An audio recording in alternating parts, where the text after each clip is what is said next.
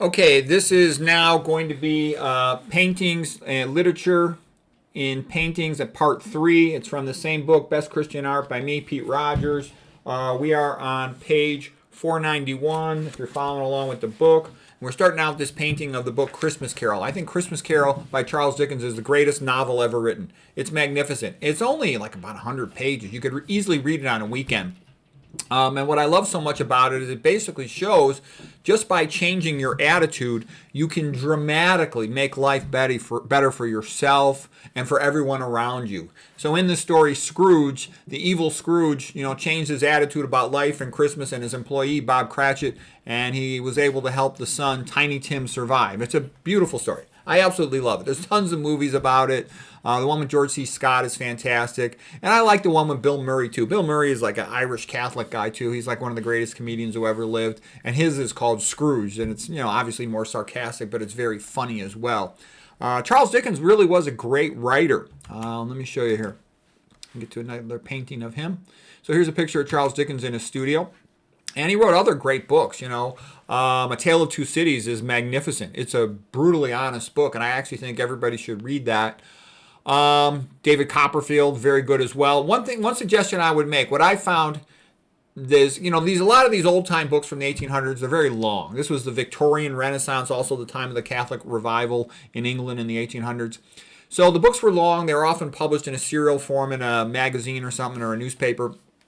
But what works well is to listen to them as audiobooks. I like to listen to audiobooks in the car when I'm commuting. And, I go about an hour each way. So I automatically every day get 2 hours of reading. Typical book is, I can finish it in a week, 10 hours. But with these longer books, it'll take me about 2 weeks pretty typically.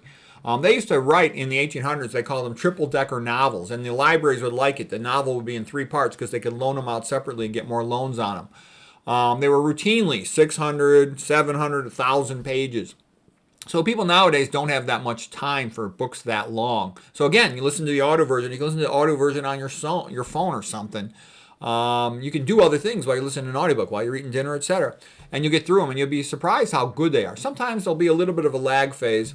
Like right now, I'm reading Ben-Hur, and I was amazed. The first 3 audio CDs, they stunk. 3 hours of just sort of a really weak introduction, and then the book became great. And you couldn't get away with that. In modern times, you got to be good by page 1 or page 2. I've read books on editing and all this other stuff. You got to be good by page 1 or 2, or the reader's not going to waste their time. Anyways, Charles Dickens here in his studio, dreaming about all his books. He's well worth reading. He reminds me a little bit of Victor Hugo. Victor Hugo is sort of the French equivalent of Charles Dickens, that they spent a lot of time setting up the backstory to make their story really great. That would be like in comparison to Oscar Wilde, whereas Oscar Wilde's full of zingers and clever quotes and jokes and funny.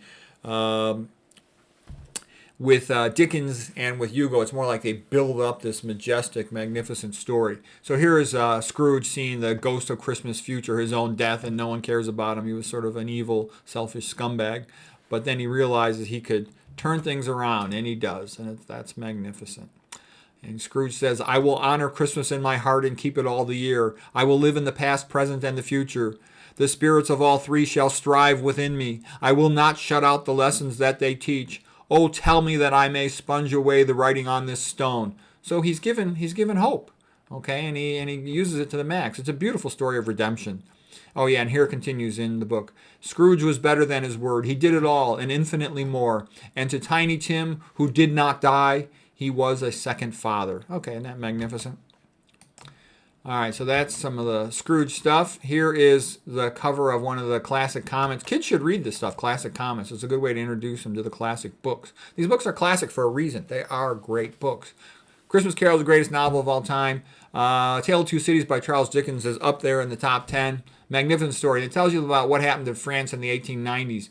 And people don't understand, France in the 1790s was not the same thing as America in 1776. America in 1776 had the greatest founding fathers of any country anywhere in the history of the world. Okay, those guys were good-hearted geniuses like Ben Franklin and Thomas Jefferson, and they were great men like G.W. and John Adams and a lot of the other ones in those days. Okay, so anyways. that's a magnificent story. And the reason I like 1790s, this book, Tale of Two Cities, is in my experience, the average pearl, the average Christian, they're so clueless. They're so hopelessly clueless that I'm not very optimistic for them. One of the first things you can do to have a chance of surviving the next 5 years with all the chaos happening is you have to realize that big money doesn't want you to survive. Once you understand that, then you could start to do things to help you survive. Okay, but if you place your trust in things run by big money, I think you're going to be disappointed. Okay, so, I try to give people a chance, but, it's difficult to free a fool from the chains they love. Okay, here's Victor Hugo, the great French writer. And Johnson, the English historian, used to love to say that Charles Dickens was a much better man than Victor Hugo. I can tell you, Victor Hugo's magnificent, a magnificent genius of a writer. His masterpieces were like Les Miserables and also The Hunchback of Notre Dame. And Ayn Rand used to say about Victor Hugo, he was the most amazing novelist, the greatest of all time. He says, to read his books, one feels as if they are walking into a cathedral. The way he would sort of build up and set up the story and the grandness of it, the elegance of it is just magnificent, okay?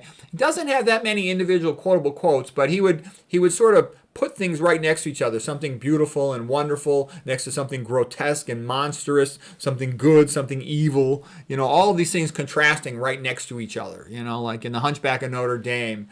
Esmeralda was just beautiful, okay? The Hunchback was just good. And then that evil monk who wanted Esmeralda and she didn't like him, he was evil, okay? And then in Les Mis, you've got Jean Valjean, just, like the return of Christ. And you had the bishop who forgave him, gave him another chance. That's goodness personified, maximized, Jesus Christo in living form. And then, the Thénardiers, the evil innkeeper guy who tried to screw him all over. Valjean, what's his name? I am Javert, the inspector. He was sort of the monstrous person, but noble within in his own code of values. Anyways, I love all this stuff. Okay, a little bit about these books. Okay, so Hunchback of Notre Dame, magnificent book. There's Esmeralda. There's the Hunchback, of course. They had more time in those days, and I remember he went off for a long time talking about all these little details about Paris. He loved the city, and they had more time to do that, and now he figured that was his main audience, Hugo, for that book. Okay, Les Miserables, spectacular, just spectacular book, beyond good. All right, okay, just one little page of quotes here, and then we'll finish up pretty quick. So, are people getting dumber? I think people are getting a lot dumber. I'm not kidding. There's so many neurotoxins in your food that, I routinely, like I said, my internal medicine friends tell me every single one of their patients over 60 is cognitively slow. I see a lot of people cognitively slowed after 55 years of age. I've seen a whole bunch of demented people in their 40s from the same stuff, from hypertension, from diabetes, from cerebral ischemia, and then also like from the concept of neurovascular uncoupling that I've talked about before. And it's also true that nowadays there's so many other distractions like the internet and cell phones that people don't want to sit down and read these 500 to 1,000 page books. Think about your friends, the peers and associate with. What percentage of them would be willing and able to read a triple-decker novel of 600 or more pages? And there's all these cognitive brain diseases that didn't used to even exist or be common. Things like autism, ADHD, multiple sclerosis. Increased rates of anxiety, depression, vascular cognitive impairment, diabetes-related cognitive impairment. The incidence of these things is going way, way up. People don't realize how common these things are. I see them all day long, every day. Okay, here's just a beautiful painting of Romeo and Juliet, that moment at the window. Okay, this one's by Frank Dicksee from 1884. Lots of great painters from the 1800s. Okay, and like I said, Christianity's produced all this great art. I would actually say there is no culture, there is no non-Christian culture that's even in the ballpark, even remotely close to Christianity, in terms of creating beautiful art, literature, painting, sculpture. And one of the reasons why I talk about this is, the West is collapsing. The West is being pushed into you-know-what side. And, its only hope of saving itself is that people wake up and realize you don't know what you got till it's gone. Look at this, the best architecture ever made. French cathedrals like Notre Dame and Chartres. They burned down Notre Dame. They didn't burn it down completely, but they burned down a lot of it. In the Russia in the 1900s, they burnt down 48,000 churches and cathedrals. Okay, you have to understand that's what it's all about, and that's what's happening now. The best novels, we just talked about some of them: Christmas Carol, Les Mis, Quo Vadis, Brothers Karamazov. They're just magnificent. These are all Christian themes and Christian books. It produces the best literature because Christianity gets the metaphysics correctly. Okay, I don't go for this. This multicultural stuff is a bunch of BS. It's gaslighting to destroy the United States and the Western world. There are no cultures. There are no non-Christian culture that's even in the ballpark in terms of producing this great a level of beautiful painting, architecture, novels. Okay, and the scientific method came out of the Catholic Church. If anybody studies it, it's pretty easy to understand if you study. Okay, I look at Rodney Stark's books, for example. I look at Wood's books, etc. Okay, Invention of the Modern University came out of Christianity. That came out of Catholicism. Like, look at Aquinas back in the day. Okay, the best music: Bach, Handel, Mozart, Beethoven, Chopin, Schubert, John McCormack, Luciano Pavarotti. It goes on and on and on. It's pages and pages of masterpieces. Best opera singers ever: Luciano Pavarotti, John McCormack. Okay, why does all this stuff come out of Christianity? Because it inspires people to think beyond themselves, to think beyond just themselves and their family, or perhaps their country, and to think of all mankind. To think God is a creator. He created man in his own image. Therefore, I could be a creator. It just generates that. It just does. And what I've seen with most other cultures, these godless religions and stuff, is, a lot of very nice people, a lot of very bright, talented people, but they tend to just focus on helping themselves, helping their family, and at most, helping their co-ethnics, okay? They don't tend to have this as generous of a worldview. They just don't. Yeah, sure, I know there's exceptions, but what I'm trying to say is, unless America realizes that they had something great in their traditionally Christian culture, and everybody's welcome in Christian. You don't have to be a Christian to be in a Christian culture. It welcomes everybody. You go to these other cultures, though. Go to Japan. A lot of Japanese people, very nice.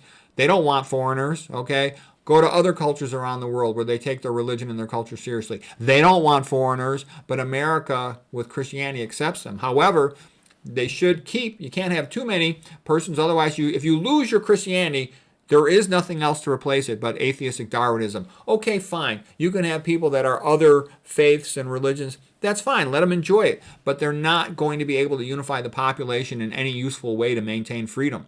Where are the people, standing up for freedom in this country? There's not enough of them to keep freedom. Freedom is disappearing very rapidly, okay? And so, like in real life, anybody sees this book and they love it. They all want, to crowd around and look at it.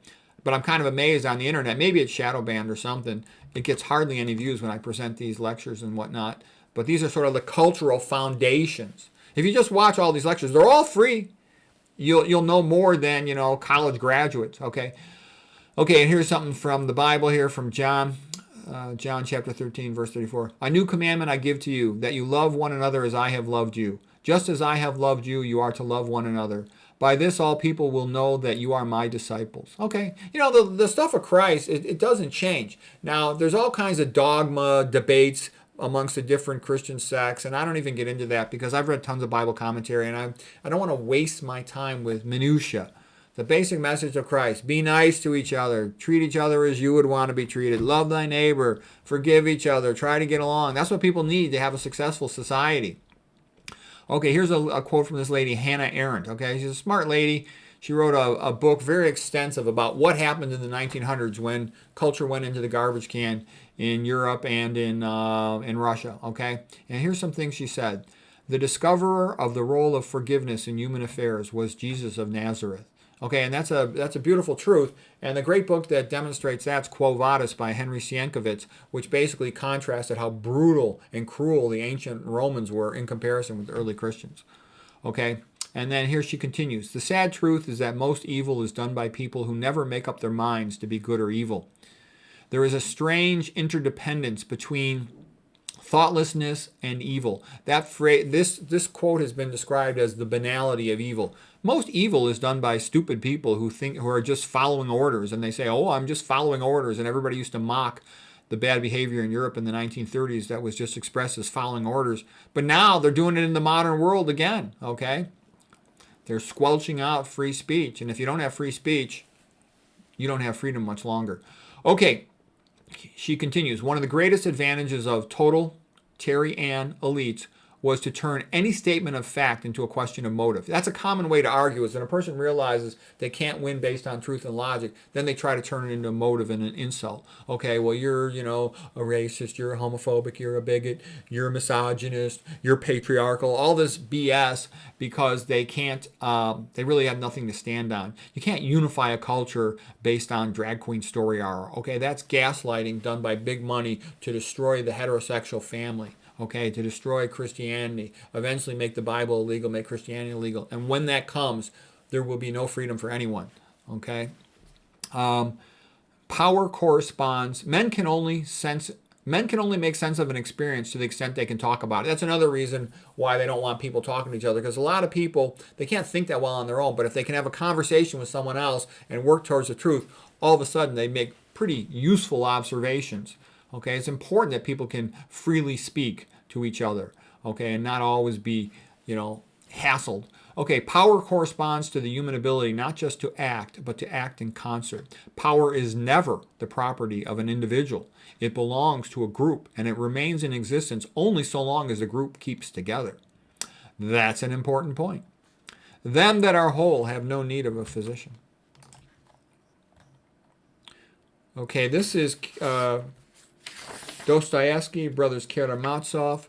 Oh, I think there was a page.